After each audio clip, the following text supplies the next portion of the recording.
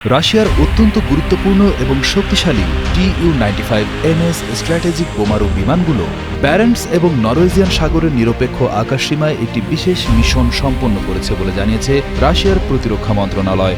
এই বিশাল ধীরগতির বিমানগুলোকে সুরক্ষা দিতে তাদের সাথে ছায়ার মতো ছিল রাশিয়ার নৌবাহিনীর Su-33 ফাইটার জেট। অনেকটা ভিআইপি কনভয়ে যেমন বডিগার্ড থাকে, ঠিক তেমনি বোমারু বিমানগুলোর বডিগার্ড হিসেবে ছিল এই ফাইটার জেটগুলো। বিমানগুলো একটানা 7 ঘন্টারও বেশি সময় ধরে আকাশে ছিল।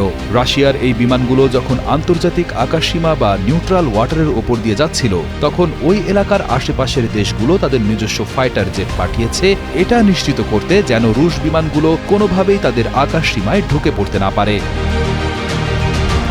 বর্তমান যুগের সব বোমারু বিমান যেখানে জেট ইঞ্জিনে চলে, সেখানে Tu-95 চলে টার্বোপ্রপ ইঞ্জিনে। এটি পৃথিবীর একমাত্র প্রোপেলর চালিত স্ট্র্যাটেজিক বোমারু বিমান যা এখনও সার্ভিসে আছে। এর সবচেয়ে বড় বিশেষত্ব হল এর ডানা বা প্রোপেলর। প্রতিটি ইঞ্জিনে 2টি করে পাখা থাকে যা একে অপরের বিপরীত দিকে ঘোরে। এই প্রযুক্তির কারণে এটি জেট বিমানের মতোই দ্রুত গতিতে আকাশে উঠতে পারে। তবে এর একটি অসুবিধা হল এটি প্রচণ্ড শব্দ করে।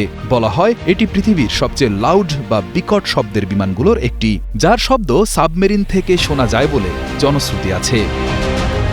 এই বিমানটির ডিজাইন 1950-এর দশকের, অর্থাৎ প্রায় 70 বছরের পুরনো, কিন্তু এর নির্ভরযোগ্যতা এবং রক্ষণাবেক্ষণ খরচ কম হওয়ায় রাশিয়া একে এখনও অবসরে পাঠায়নি। ব্যারেন্টস এবং নরওয়েজিয়ান সাগর এলাকাটি ভৌগোলিকভাবে খুবই গুরুত্বপূর্ণ। এটি রাশিয়া এবং ন্যাটোভুক্ত দেশগুলোর মাঝামাঝি একটি জায়গা। এখানে রাশিয়ার বোমারু বিমানের উপস্থিতি মানে হল নিজের সামরিক শক্তির জানান দেওয়া। অন্যদিকে পোল্যান্ড ন্যাটোর সদস্য এবং ইউক্রেনের প্রতিবেশী হওয়ায় সেখানে রাশিয়ার গোয়েন্দা বিমানের উপস্থিতি পরিস্থিতিকে আরও থমথমে করে তুলেছে।